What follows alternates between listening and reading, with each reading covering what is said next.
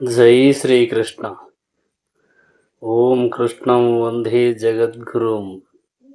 हरे कृष्ण कृष्ण कृष्ण हरे हरे, हरे राम राम राम हरे हरे। శ్రీమద్భగవద్గీత 16వ అధ్యాయం 5వ శ్లోకం. దేవీ సంపద్ విమోక్షాయ నిబంధనాయ సూరీమతా మశుచః సంబంధం దైవీమభిజాతోనసి పాండవ. దైవీ గుణములు మోక్షమునకు అనుకూలములై యుండగా అసుర గుణములు బంధకారములగుచున్నవి. ఓ పాండుపుత్ర, నీవు దేవీ గుణములతో జన్మించి ఇన్నందున శోకింపకుము. భావము: అర్జునుడు అసురగుణములను కూడి జన్మింపలేదని పలుకుచూ శ్రీకృష్ణ భగవానుడు అతనిని ఉత్సాహపరచుచున్నాడు. యుద్ధము యొక్క మంచి చెడ్డలను ఆలోచించుచుండుటచే అర్జునుడు యుద్ధమునందు పాల్గొనుట ఎన్నడును అసురీ స్వభావము కాబోదు. భీష్మ ద్రోణాది గౌరవనీయ పురుషులు వదార్హులా కాదా అని చింతించుచుండుటను బట్టి అతడు క్రోధము, మిథ్యాహంకారము, పరుషత్వముల ప్రభావమునకు లోను కాలేదని తెలియచున్నది. కనుక అర్జునుడు అసురీ లక్షణములకు చెందినవాడు కాడు.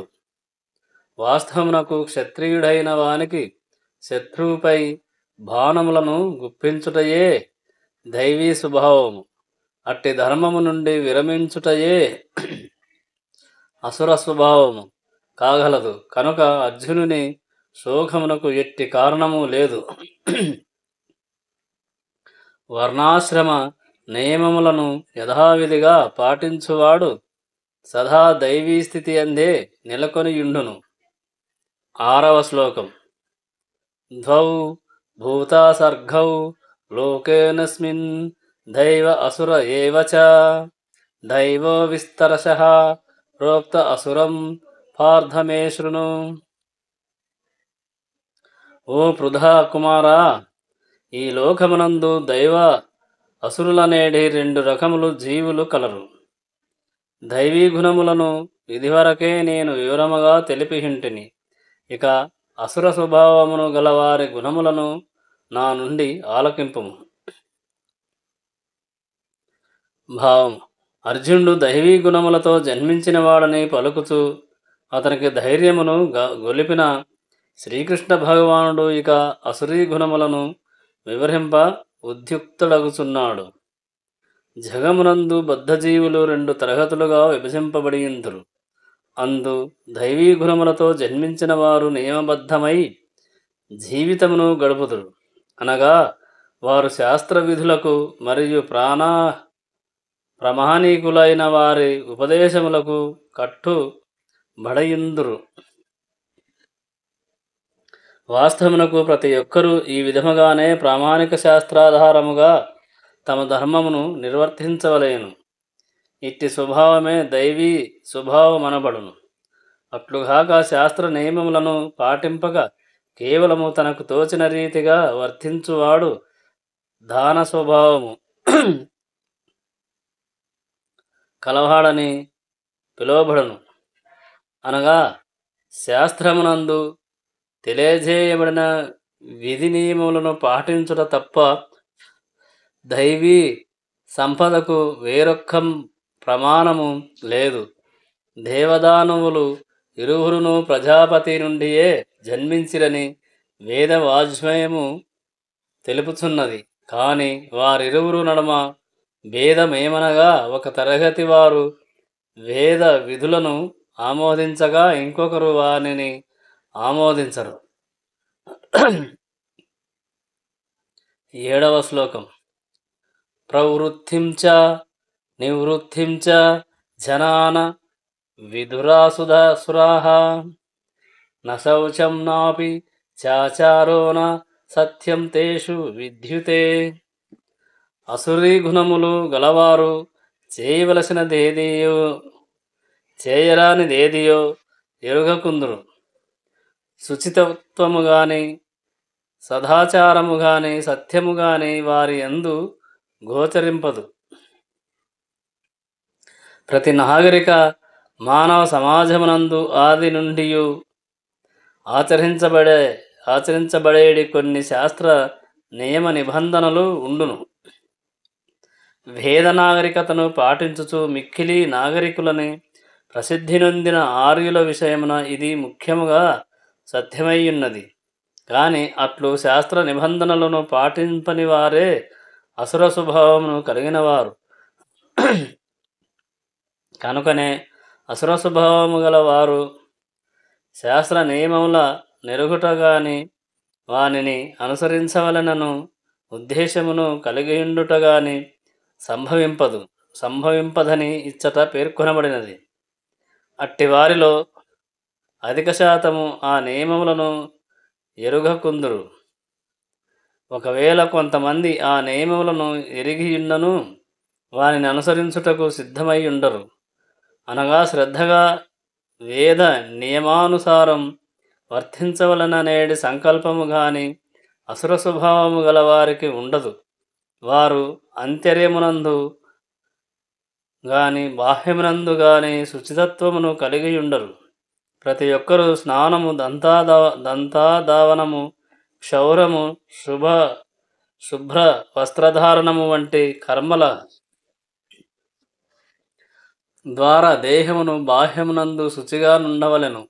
అదే విధముగా చిత్తమును హరే కృష్ణ కృష్ణ కృష్ణ హరే హరే హరే రామ రామ రామ హరే హరే యను శ్రీకృష్ణ నామకీర్తనమును సదా చేయుట ద్వారా శుచిగా నుండవలెను. అసురీ స్వభావములు ఈ అంతర్బాహ్య శుచిత్వ కర్మలను అంగీకరించుట గాని అనుసరించుట గాని చేయరు.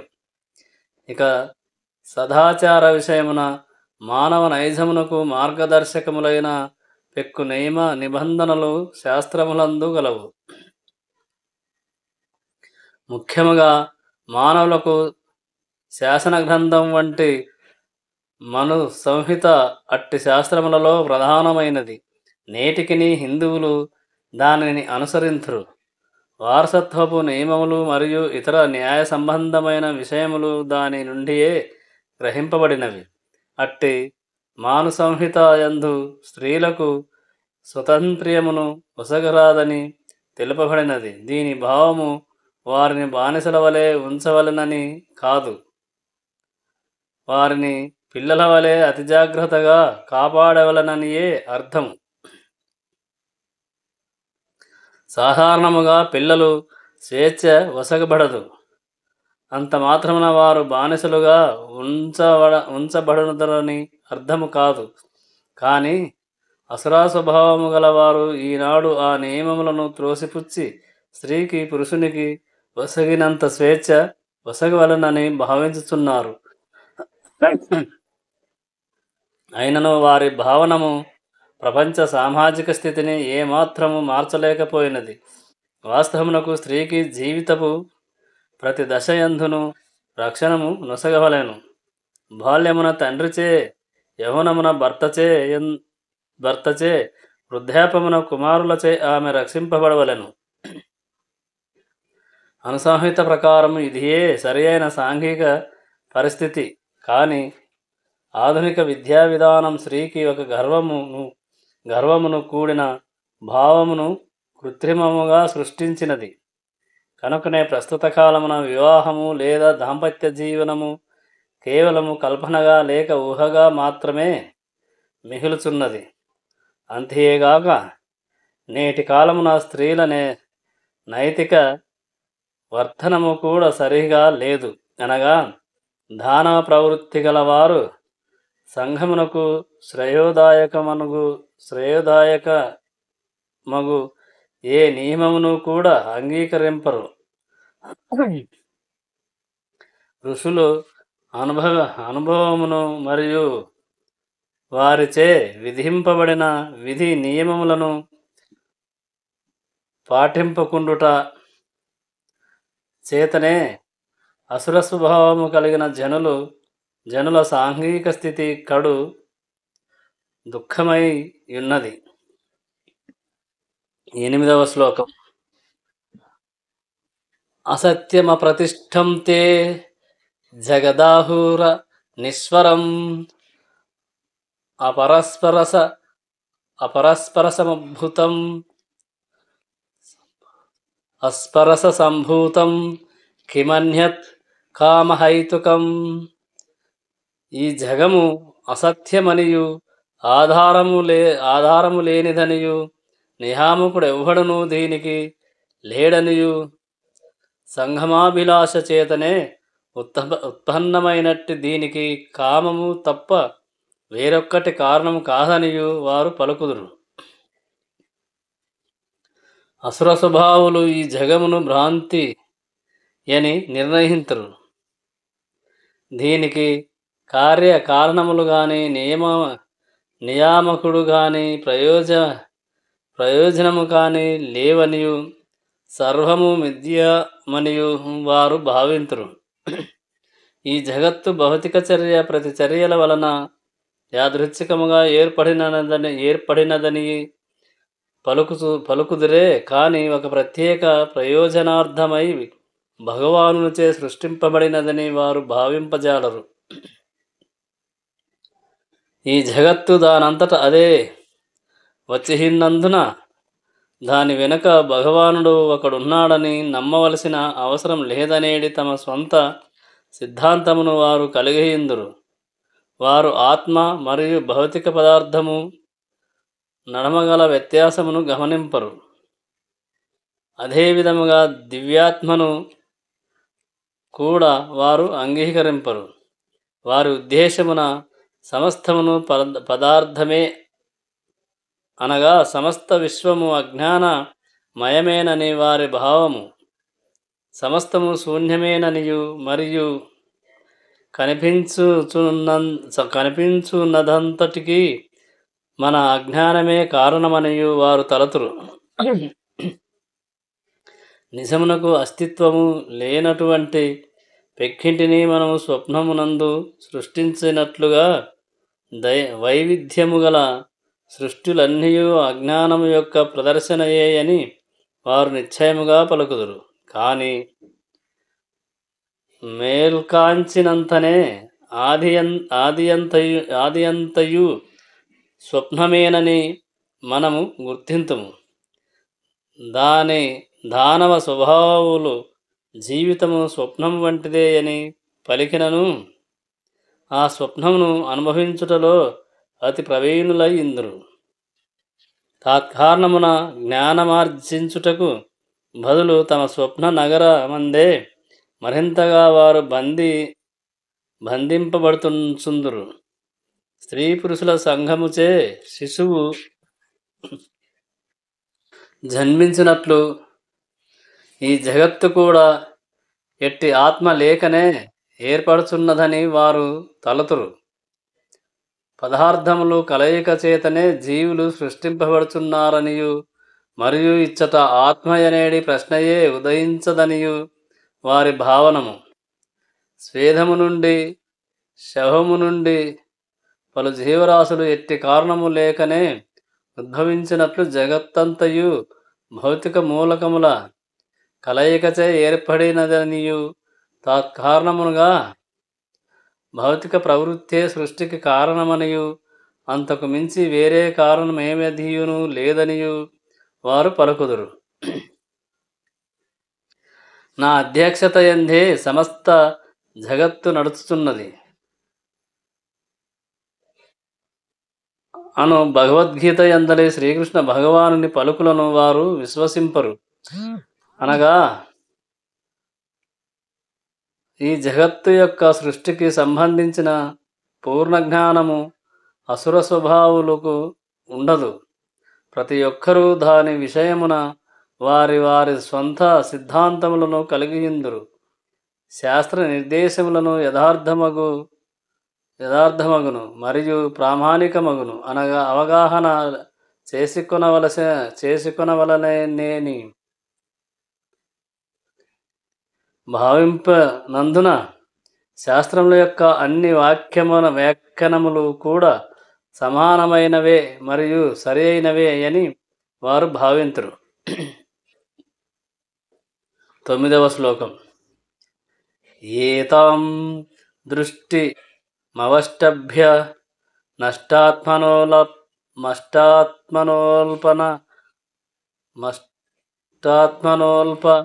బుద్ధయః ప్రభవంత్య గ్రహకర్మణః క్షయాయ జగతోన్హితాః.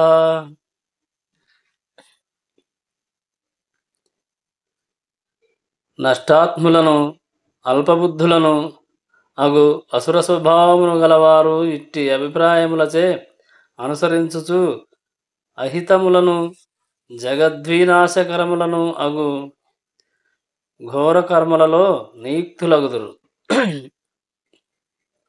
భావం. అసుర స్వభావము గలవారు ప్రపంచనాశకర కర్మలయందే నియుక్తులై యుందురు. అట్టి వారిని శ్రీకృష్ణ భగవానుడు ఇచ్చట అల్పబుద్ధులని తెలుపుచున్నాడు. భగవద్భావన ఏమాత్రము లేనటువంటి ఆ భౌతికవాదులు తాము పురోభివృద్ధి చెందుతున్నట్లు తలచినను భగవద్గీత ప్రకారము వారు అల్పబుద్ధులు మరియు జ్ఞానము లేనట్టి వారే యగుదురు. భౌతిక జగమునందు సాధ్యమైనంత వరకు సుఖమును అనుభవింపవలెననే యత్నింపగోరుచటే ఇంద్రియ తృప్తికి ఏదియో ఒక క్రొత్త దానిని కనిపెట్టుట యందు వారు సదా నిమగ్నులై ఇందురు. అట్టి భౌతిక పరిశోధన ఫలితములు మానవ నాగరికత యొక్క పురోభివృద్ధిగా పరిగణింపబడినను ఫలితముగా మాత్రం జనులు మరింత హింసాప్రాయులుగా క్రూరులుగా తయారగుచున్నారు. జనులు హింసా మనస్కులై జంతువుల ఎడ ఇతర మానవుల ఎడ హింసా ప్రవృత్తిని వృద్ధి చేసుకొనుచున్నారు.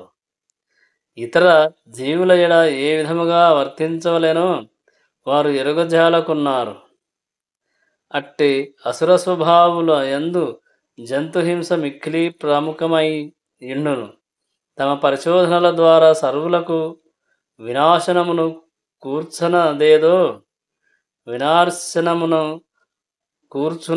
కూర్చునదేదో తయారు చేయనున్నందున లేదా కనిపెట్టనున్నందున అట్టివారు ప్రపంచమునకు శత్రువులుగా పరిగణింపబడుదురు. అనగా అణ్వాయుధముల సృష్టిని ఈ శ్లోకం పరోక్షముగా సూచించుతున్నది. అణ్వాయుధముల సృష్టి నేడు సమస్త ప్రపంచమునకు గర్వకారణమైనను యుద్ధమారంభమైనంతనే అవి ఘోర విపత్తును సృష్టింపగలవు. అట్టి యుద్ధము ఏ క్షణమునందైనను కలుగవచ్చును. అట్టివి కేవలం ప్రపంచ వినాశనమునకే సృష్టింపబడినవి ఇచ్చట పేర్కొనబడినది. భగవద్భావన లేకపోవట చేతనే అట్టి మారణాయుధముల మానవ సమాజమున సృష్టింపబడుచున్నవి. అవి ఎన్నడను ప్రపంచ శాంతి పురోగతులకు దోహదములు కాజాలవు. 10వ శ్లోకం. కామమాశ్రిత్య దుష్పూరం దంభమానమాద్దాన్వితాః మోహద్ గృహీత్వా సద్గృహన్ ప్రవర్తనేన్ శుచి వ్రతః. పూరింపశక్యము కానటువంటి కామము నాశ్రయించి గర్వము మరియు మిథ్యాహంకారములను కూడిన వారై భ్రాంతి నొందినటువంటి అసుర స్వభావులు అశాశ్వతములైన వానివి ఎడ ఆకర్షితులై సదా అపవిత్ర వ్రతులగుదురు. భావము. అసుర స్వభావము గల వారి మనస్తత్వము ఇచ్చట వర్ణింపబడుచున్నది. వారి కామవాంఛకు తృప్తి అన్నది ఉండదు. తృప్తి నెరుగని విషయ భోగానుభవ కోరికలను వారు సదా వృద్ధి చేసుకొనుచుందురు. అశాశ్వతములైనటు వాటిని అంగీకరించుటచే కలుగు దుఃఖములందు పూర్తిగా మునిగియున్నను మాయా కారణముగా వారు అట్టి కార్యములందే నిమగ్నులై ఇందురు. జ్ఞానరహితులైన అట్టివారు తాము తప్పు మార్గమున చనుచుచున్నామని ఎరుగలేరు. అశాశ్వత విషయములు అంగీకరించుచు అట్టి అసుర స్వభావులు తమకు తామే ఒక దేవుడిని మరియు మంత్రములను సృష్టించుకొని జపకీర్తనములను గావింతురు. తత్ఫలితముగా వారు మైథున భోగము మరియు ధనమును కూడబెట్టుట ఎనేటి విషయముల ఎడ మిగుల ఆకర్షితులగుదురు. అశుచివ్రత యను పదము ఈ సందర్భమున అతి ముఖ్యమైనది. అనగా అసుర స్వభావులు మగువ మధిర జూదము మాంసభక్షణములకు సంపూర్ణముగా ఆకర్షితులై ఇందురు. అవి ఏ వారి అశుచి అయిన అలవాట్లు గర్వము మరియు మిథ్యాహంకారములచే ప్రభావితులై అట్టివారు వేదములచే ఆమోదయోగ్యములు గాని కొన్ని ధర్మ నియమములను సృష్టించుకొందురు. అట్టివారు వాస్తవమునకు ప్రపంచమునందు అత్యంత అధములైనను జనులు వారికి కృత్రిమముగా మిథ్యా గౌరవమును కల్పింతురు. అసుర స్వభావులైన అట్టివారు నరకమునకు దిగజారుచున్నను తమను తాము పురోభివృద్ధి నొందినవారుగా భావింతురు. 11వ శ్లోకం. చింతామపరిమేయాం చ ప్రళయాంతముపాశ్రితః కామోపభోగపరమా ఏతావదితి నిశ్చితః. 12వ శ్లోకం. ఆశాపాశతైర్బద్ధః కామక్రోధ పరాయణాః ఈహంతే కామభోగార్థ మన్యయేనార్థ సంచయన్. ఇంద్రియ తృప్తియే మానవుల ముఖ్యావసరమని వారు విశ్వసింతురు. ఆ విధముగా జీవితాంతము వరకు వారు దుఃఖము అపరిమితముగా నుండును. వేలాది ఆశాపాశములచే బద్ధులై కామక్రోధములందు మగ్నులై ఇంద్రియ భోగము కొరకు వారు అధర్మ మార్గము ద్వారా ధనమును గడింతురు. భావము.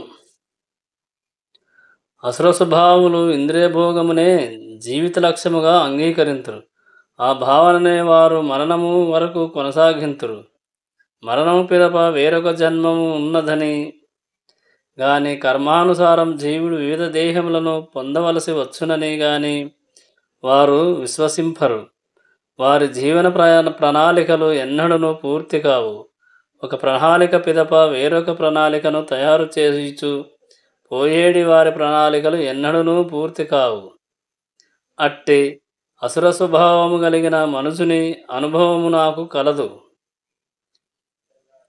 మృత్యుశయపై నున్న అతడు తన ప్రణాళికలు ఇంకనూ పూర్తి కాలేదనియు తత్కారణముగా తన ఆయువును కనీసం 4 ఏళ్ళు పొడిగింపమనియు వైద్యుని ప్రార్థించెను. వైద్యుడు జీవితమును లక్ష క్షణకాలమును కూడా పొడిగించలేడని అట్టి మూర్ఖులు ఎరుగజాలరు. మరణము యొక్క పిలుపు రాగానే మనుషుని కోరికలను పట్టించుకున్నట జరగదు. మనుషుని ఆయువు విషయమున నియమిత సమయము కంటే ఒక్క క్షణము సైతము ప్రకృతి నియమములు అంగీకరింపవు. శ్రీకృష్ణ భగవానుని యందు గాని హృదయస్థ పరమాత్ముని యందు గాని శ్రద్ధ లేనటువంటి అసుర స్వభావుడు కేవలం ఇంద్రియ ప్రీతి కొరకు అన్ని రకములైన పాపకార్యములను నర్చుచు హృదయమునందే సాక్షి అయిన వాడు నిలిచియున్నాడని అతడు ఎరుగజాలడు. సాక్షి అయిన పరమాత్మను జీవాత్మ కర్మలను వీక్షించుచునే ఇండును. ఉపనిషత్తుల యందు తెలుపబడినట్లు వృక్షముపై గల 2 పక్షులలో ఒకటి సుఖదుఖములనేడి వృక్షఫలమును అనుభవించుచుండా వేరొకటి సాక్షిగా నున్నది. కాని అసుర స్వభావుడు వేద జ్ఞానము గాని శ్రద్ధ గాని లేనందున పర్యావసానము లెక్కచేయక ఇంద్రియభోగము కొరకై దేనికైనను స్వేచ్ఛగా వనరించుచుండును. 13 నుండి 15 వరకు శ్లోకాలు. ఇదమధ్యమాయా లబ్ధమిమం ప్రోప్య మనోరథం ఇదమస్తి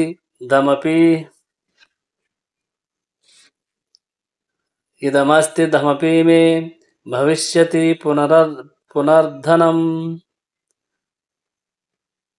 అసౌ మాయా హతః శత్రుర్హనిష్యే చాపరానపి ఈశ్వరోన్ హమహం భోగి సిద్ధోనహం బలవాన్ సుఖీ అఢ్యోన బిజనావానస్మి కోనన్యోన్నస్తి సదృశో మాయా యక్షయే దాస్యమి మేదిష్య ఇత్యజ్ఞ నవిమోహితాః. అసుర స్వభావుడగు మనుజుడు ఇట్లు తలచును: ఈనాడు నా వద్ద ఇంత ధనమున్నది, నా ప్రణాళికచే నేను మరింత ధనమును పొందుదును. ఇది అంతయు నాది, భవిష్యత్తులో ఇది మరింతగా వృద్ధి నొందగలదు. అతడు నా శత్రువు, అతనినే నేను వధించి తిని, ఇతర శత్రువులు కూడా వధింపబడుదురు. నేనే సర్వమునకు ప్రభువును, నేనే భోక్తను, పూర్ణుడను, శక్తిమంతుడను మరియు సుఖిని నేనే. భాగ్యవంతులైన బంధువులతో కూడియుండు నేనే. అత్యధిక ధనశాలిని, నన్ను మించిన శక్తిమంతుడు గాని సుఖవంతుడు గాని వేరొకడు లేడు. నేను యజ్ఞములను ఆచరింతును, ధనమొసగుదును, మరియు అట్లొనర్చి మోదము నొందుదును. ఈ విధముగా అట్టివారు అజ్ఞానముచే భ్రాంతికి లోనగుదురు. 16వ శ్లోకం. అనేక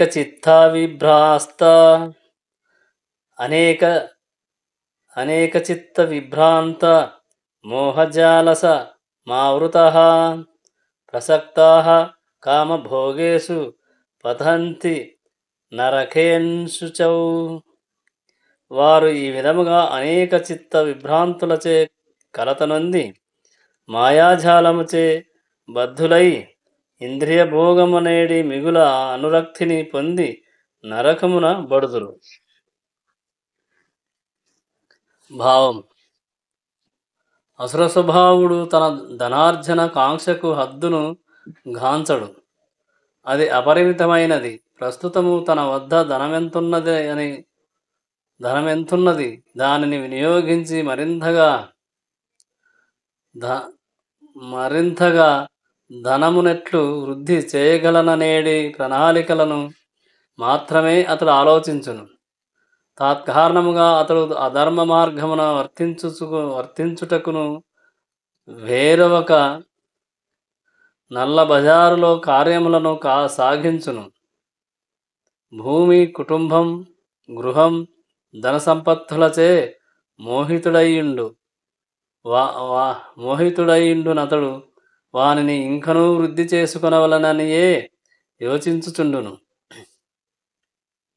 స్వశక్తిపైననే నమ్మకం నుంచు అతడు తాను పొందునందంతయు తన పూర్వ పుణ్యఫలమని ఎరుగడు.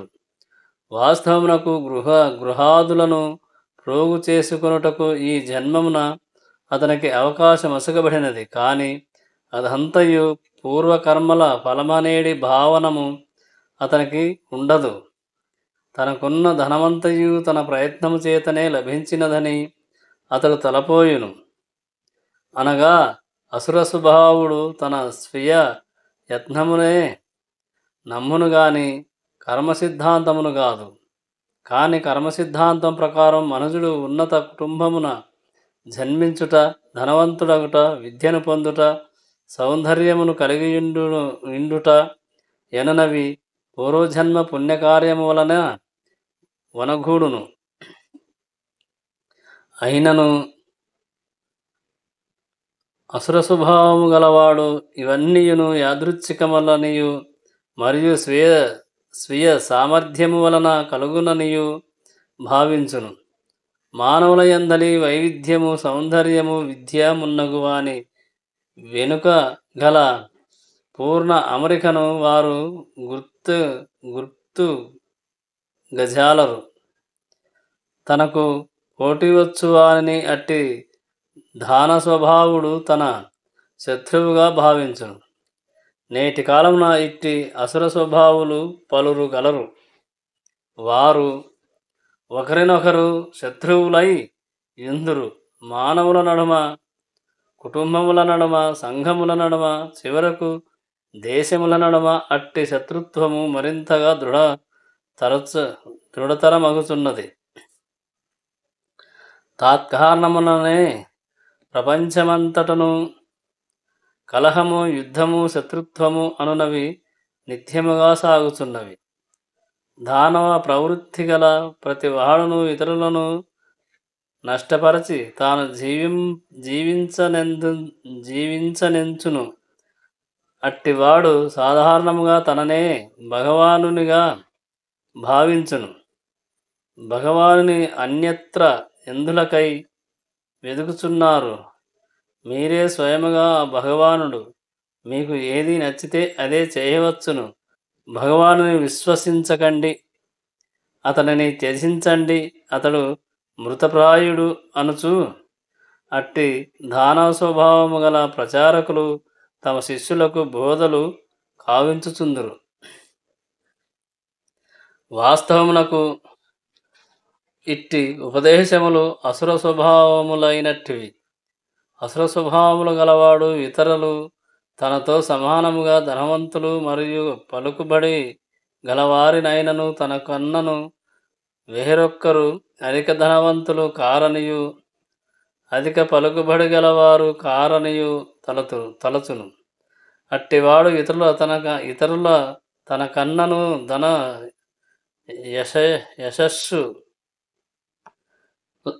యశస్సులందు అధికులైనను అట్లే తలచును. ఇక ఉన్నత లోకమునకు ఉద్ధరింపబడేడి విషయమున అతడు యజ్ఞములను నిర్వహించుట యందు విశ్వాసమును కలిగియుండక తనదైన యజ్ఞమును సృష్టించుకొని మంత్రము ద్వారా తాను ఉన్నత లోకమునకు చేరగలనని భావించును. అట్టివానికి చక్కని ఉదాహరణము రావణాసురుడు. వేదములందు తెలిపిన యజ్ఞములను ఆచరింపకనే జనుల ఊర్ధ్వలోకములకు పోవు నిమిత్తమై అతడొక సోపాన పరంపరను ఏర్పాటు చేయుటకు ప్రయత్నించను. అదేవిధముగా నేటి యుగమునను అట్టి అసుర ప్రవృత్తి గలవారు యాంత్రికమైన ఏర్పాట్లు ద్వారా ఉన్నత లోకములను చేర తీవ్ర యత్నములు సలువుచున్నారు. ఇవన్నీయును వాస్తవమునకు భ్రాంతికి నిదర్శనములు. దీనికి ఫలితమేమనగా తమకు తెలియకనే వారు నరకమున పడిపోచున్నారు. కనుకనే ఈ శ్లోకమున మోహజాల యను పదము ప్రాధాన్యమును సంతరించుకున్నది. జాలయనగా వలాయని భావము. వలలో పట్టుబడిన మత్స్యము వలె వారు బయటపడు మార్గము లేక యుందురు. 17వ శ్లోకం. ఆత్మసంభావితాః స్తబ్ధ ధనమానమధాన్వితాః యజంతే నామ యజ్ఞైస్తే దంభేన విధిపూర్వకం. ధనము మరియు మిథ్యాహంకారములచే మోహితులై కృతార్థులమని భావించుచు సదా గర్వితులైన వారు కొన్ని మార్లు విధి నియమములను పాటింపగనే దంభముతో నామకార్థము యజ్ఞముల నొనరింతురు. భావము ప్రామాణికతను గాని శాస్త్రమును గాని లెక్క చేయక తమను తాము సర్వజ్ఞులమని భావించు అసుర స్వభావము గలవారు కొన్నిసార్లు నామమాత్ర ధర్మకార్యములను లేదా యజ్ఞములను నిర్వహించుచుందురు. ప్రామాణికత యందు విశ్వాసము లేనందున వారు గర్వహించిందురు. కూడబెట్టిన కొంత ధనము మరియు విద్యాహంకారములచే కలిగిన మోహము ఇందులకు కారణం. అట్టి అసుర స్వభావులు కొన్ని మార్లు ప్రచారకులుగా రూపమెత్తి జనులను తప్పుదారి పట్టించుచు ధర్మ సంస్కర్తలుగా లేదా భగవదవతారములుగా ప్రసిద్ధి నందుదురు. యజ్ఞచరణ ప్రదర్శనము వివిధ దేవతా అర్చనము స్వయముగా తమకు ఒక భగవానుని సృష్టించుకొనుట వంటివి వారునర్చు కార్యములు సామాన్య జనుల వారిని భగవానునిగా ప్రచారము చేయుచు పూజలు గావించుచుందురు. అజ్ఞానులు వారిని ధర్మ నియమములందు లేదా ఆధ్యాత్మిక జ్ఞానమునందు మిక్కిలి పురోభివృద్ధి చెందిన వారని తలతురు. వారు సన్యాస దుస్తులు ధరించి అన్ని రకములైన హేయ కార్యములు నొనరించుచుందురు. జగమున సన్యాసి అయిన వానికి పెక్కు నియమ నిబంధనలను నున్నను వారు అట్టి వానిని లెక్కచేయరు. ఎవరి మార్గమును వారే తయారు చేసుకొనవచ్చుననియు ప్రతి ఒక్కరూ అనుసరింపవలసిన ప్రామాణిక పద్ధతి ఎననది లేదనియు వారు భావింతురు. నియమ నిబంధనలను లెక్క చేయకుండుట అనేడి భావమును కలిగియున్నట్టి అవిధిపూర్వకం అను పదము ఇచ్చట ప్రత్యేకించి తెలుపబడినది. ఇవన్నీయును సదా అజ్ఞానము మరియు భ్రాంతి వలననే కలుగుచుండును. 18వ శ్లోకం. అహంకారం బలం దర్పం కామం క్రోధం చ సంశ్రితాః మామాత్మా పరదేహీషు ప్రద్విషంతోऽభ్యసూయకః.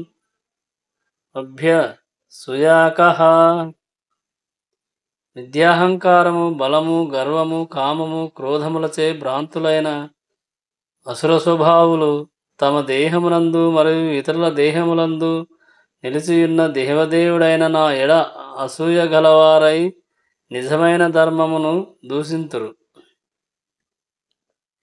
భావము భగవానుని దేవత్వమును ఎల్లప్పుడూ వ్యతిరేకించుటచే అసుర స్వభావుడు శాస్త్రములను నమ్మ ఇచ్చగించడు. శాస్త్రమునేడి మరియు దేవదేవుడైన శ్రీకృష్ణుని ఎడ అతడు అసూయను కలిగియుండును. అట్టి భ్రాంతికి అతని నామమాత్ర గౌరవము, ధనము, బలములే కారణము. వర్తమాన జన్మము భవిష్యత్తు జన్మకు మూలమని తెలియనందునే అసుర స్వభావుడు తన ఎడ ఇతరుల ఎడ అసూయను కలిగియుండును. తత్కారణముగా అతడు ఇతరుల ఎడ మరియు తన ఎడ హింస నొనరించును. జ్ఞానరహితుడైనందున అట్టివాడు దేవదేవుడైన శ్రీకృష్ణుని పరమ నియామకత్వమును లెక్కచేయడు. శాస్త్రము మరియు భగవానుని ఎడ అసూయ గలవాడైనందున భగవానుని అస్తిత్వమునకు విరుద్ధముగా అతడు మిథ్యావాదము చేయుచు శాస్త్ర ప్రమాణమును త్రోసిపుచ్చును. ప్రతి కార్యమునందును తనను స్వతంత్రునిగా మరియు శక్తి గలవానిగా అతడు భావించును. బలము, శక్తి లేదా ధనమునందు తనతో సమానులు ఎవ్వరునూ లేనందున తాను తోచిన రీతిలో వర్తింపవచ్చుననియు తననెవ్వరును అడ్డగింప లేరనియు అతడు తలచును.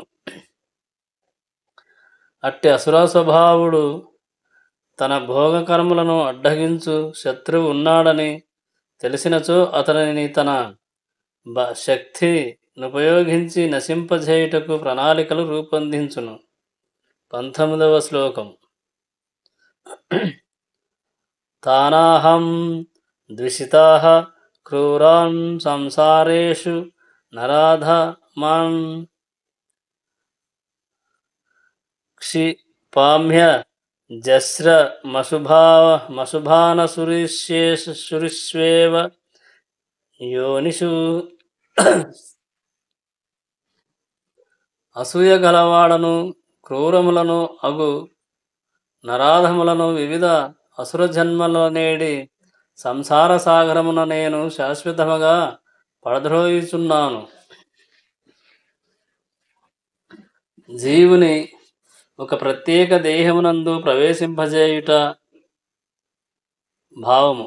జీవుని ఒక ప్రత్యేక దేహమునందు ప్రవేశింపజేయుట ఎనున్నది శ్రీకృష్ణ భగవానుని విశేష అధికారమని ఈ శ్లోకమున అతి స్పష్టముగా తెలుపబడినది.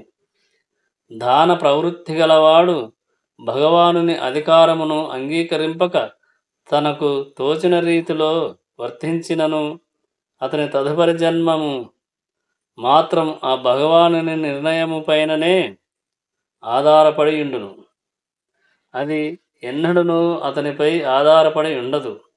మరణము పిదప జీవుడు తల్లి గర్భములో ప్రవేశపెట్టుబడననియు అచ్చట అతడు తగిన దేహమును భగవాన్ని దివ్యశక్తి యొక్క పర్యవేక్షణమున పొందుననియు శ్రీమద్భాగవతపు 3వ స్కంధమున తెలుపబడినది.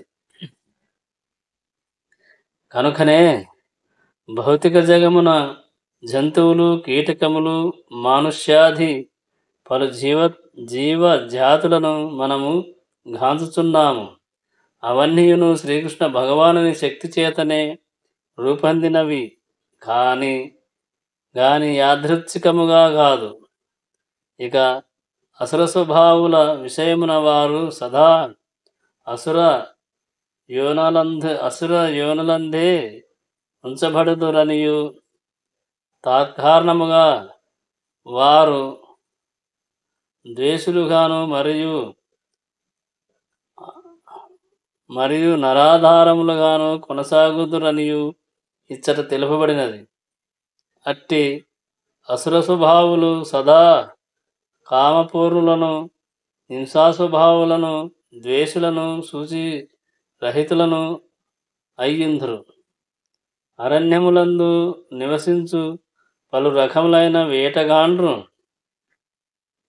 అట్టి అసురజాతికి చెందినవారుగా పరిగణింపబడుదురు. 20వ శ్లోకం.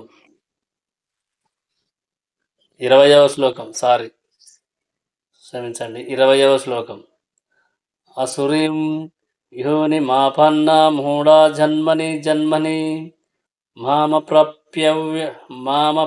మామప్రాప్యయవ కౌంతేయ తతో యంత్యధమాం గతిం.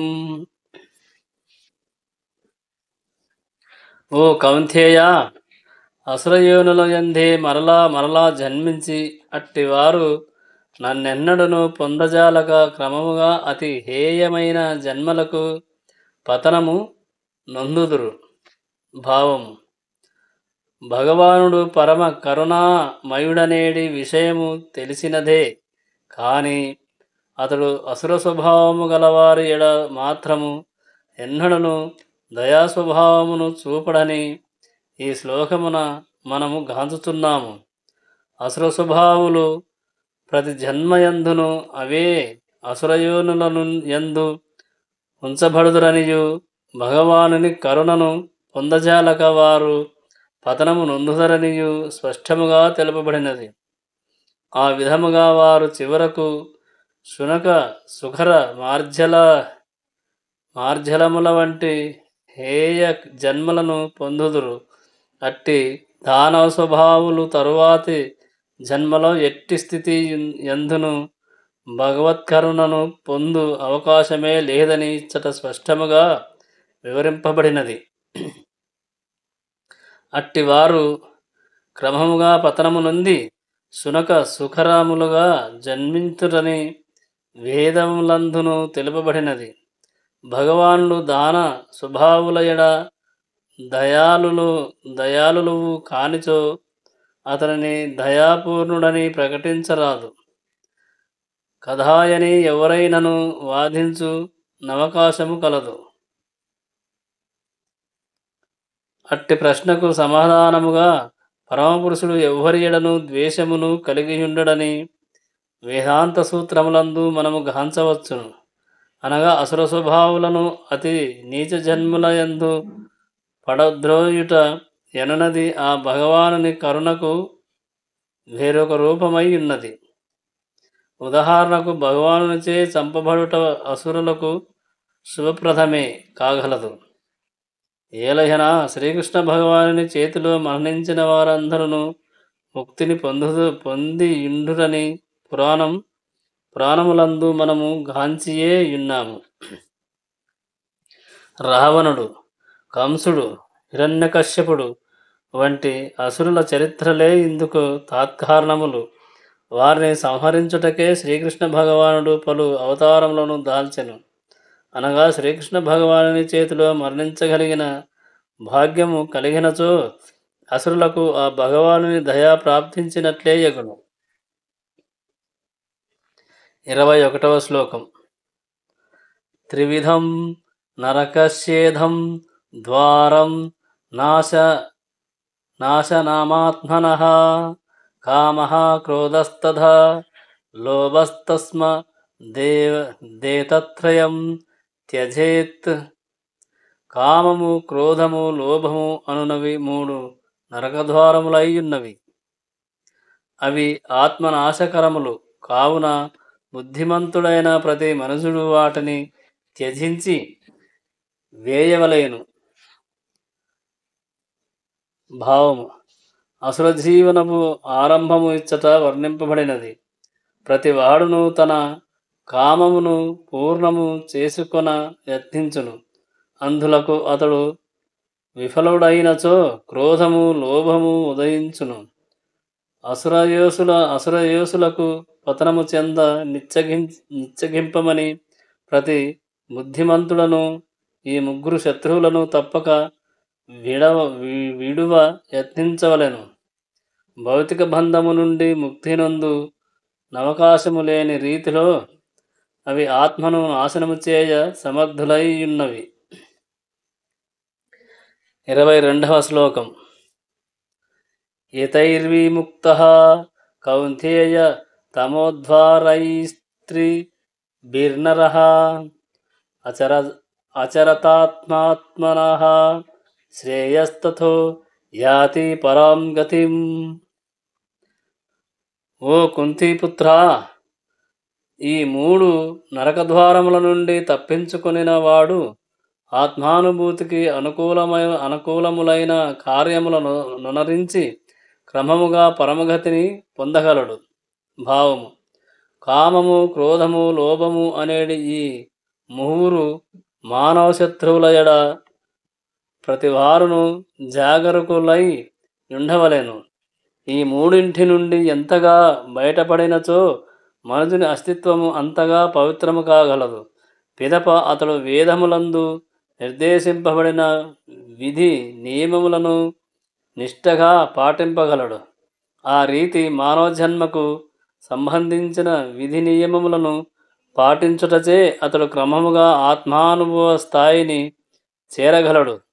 అతడు మిగుల అదృష్టవంతుడైనచో అట్టి సాధనచే కృష్ణభక్తి రసభావనకు చేరగలడు. అంతటా జయము అతనికి నిశ్చయము కాగలదు.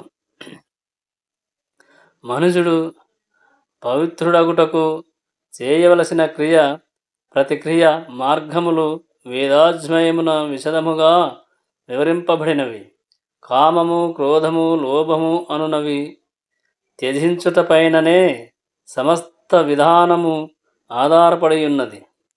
కామాది త్రిగుణములను త్యజించుటనేది ఈ పద్ధతిని అనుసరించుట ద్వారా మనుషుడు ఆత్మానుభవపు అత్యున్నత స్థాయికి ఎదగగలడు. అట్టి ఆత్మానుభవము శ్రీకృష్ణ భగవానుని భక్తియుత సేవయందు పూర్ణత్వమునందగలదు. అటువంటి భక్తియోగమున బద్ధజీవునికి ముక్తి నిశ్చయమై ఉన్నది. కనుకనే వైదిక విధానము ప్రకారము 4 ఆశ్రమములు మరియు 4 వర్ణములు వర్ణాశ్రమ పద్ధతి ఏర్పాటు చేయబడినది.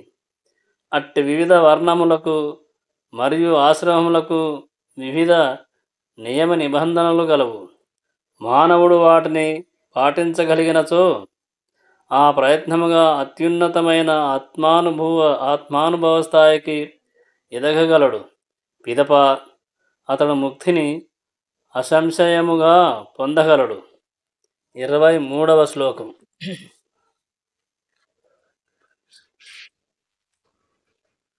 యః శాస్త్ర విధిముత్సృజ్య వర్తతే కామకారతః న స సిద్ధమావాప్నోతి న సుఖం న పరాగం గతిం.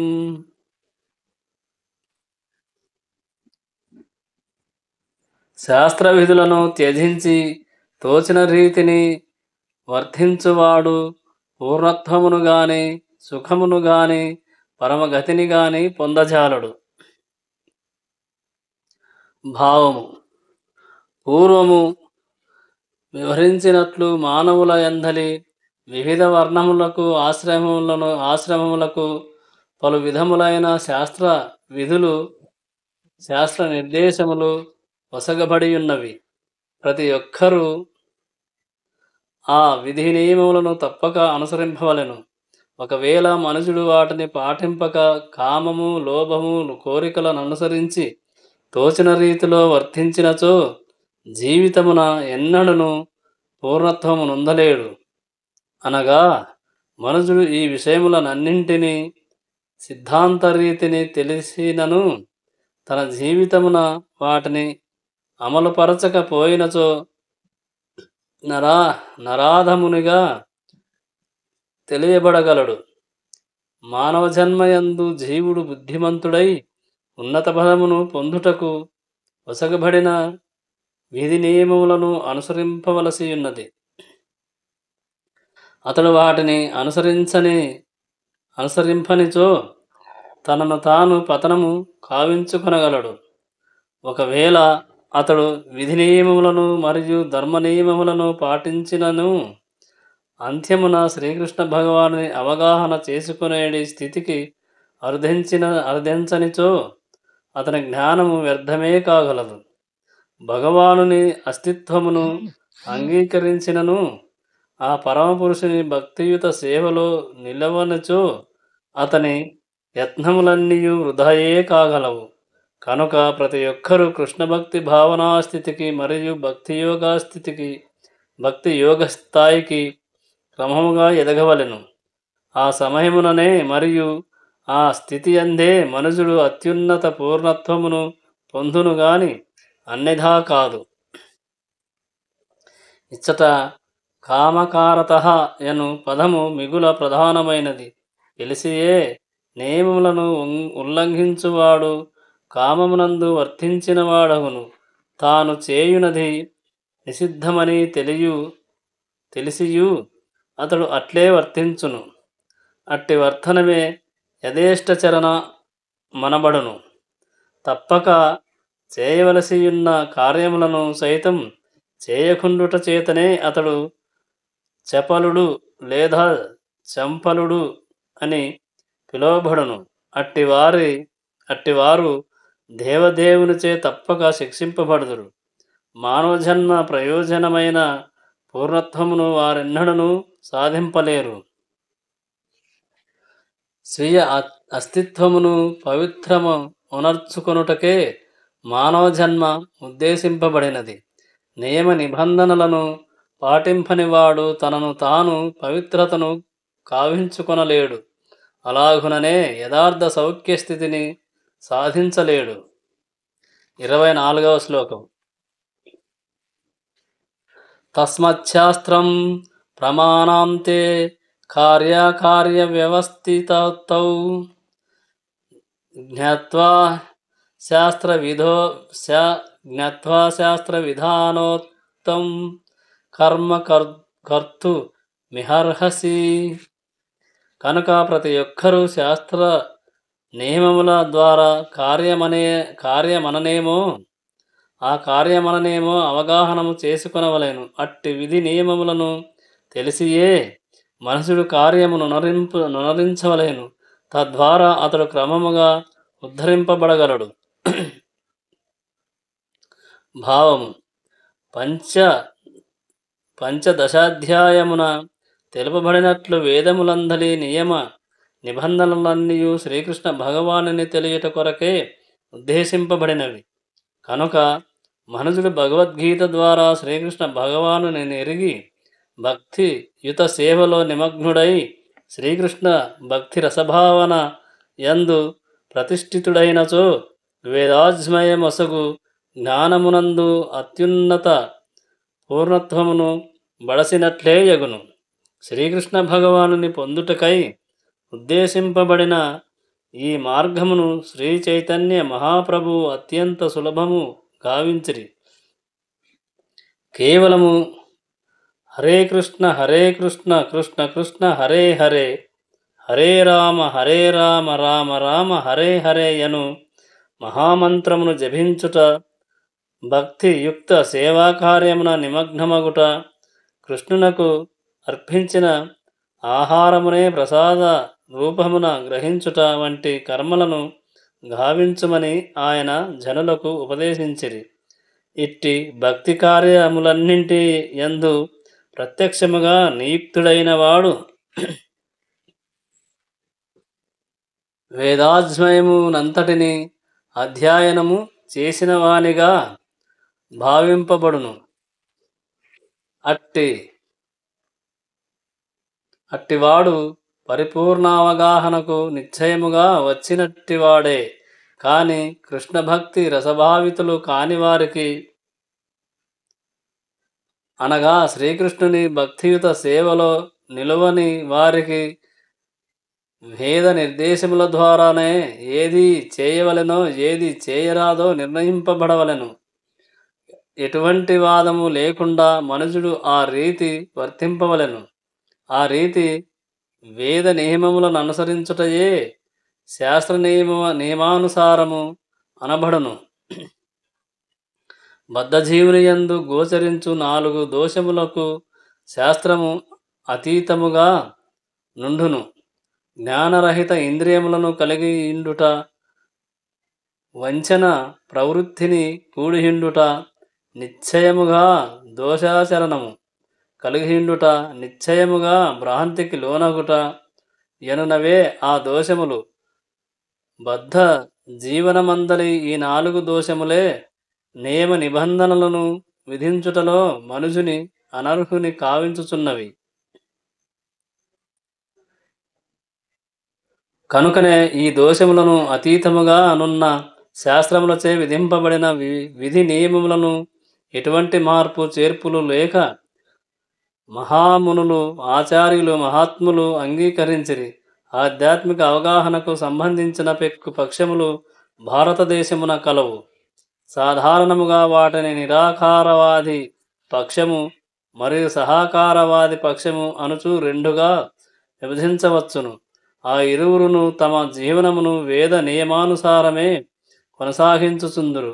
శాస్త్ర నియమములను పాటింపనిదే ఎవ్వరును పూర్ణస్థితికి తమను తాము ఉద్ధరించుకొనలేరు. కనుకనే శాస్త్రముల మర్మమును సంపూర్ణముగా అర్థము చేసుకొనినవాడు నిజమైన భాగ్యవంతుడిగా పరిగణింపబడును. భగవత్తత్వ విజ్ఞానమును అవగతము చేసుకొనుట ఎడ నిముఖతను కలిగియుండుటయే మానవుని సమస్త పతనమునకు కారణమయ్యున్నది. వాస్తవమునకు అట్టి వైఖరి మానవుల గొప్ప తప్పిదము. కనుకనే శ్రీకృష్ణ భగవానుని భౌతిక శక్తి అయిన మాయా మనకు సదా విధాతాపతముల రూపమున కష్టములను గూర్చుచున్నది. ఆ మాయాశక్తి ప్రకృతి నుండి జనించి త్రిగుణములతో నిండినట్టిది. దేవదేవుడైన శ్రీకృష్ణుని అవగాహన చేసుకొనుట అనేది మార్గము తెరుచుకొనుటకు పూర్వము తెలుసుకొనుటకు పూర్వము మనుజుడు కనీసము సత్వగుణ స్థాయికి ఎదగవలెను.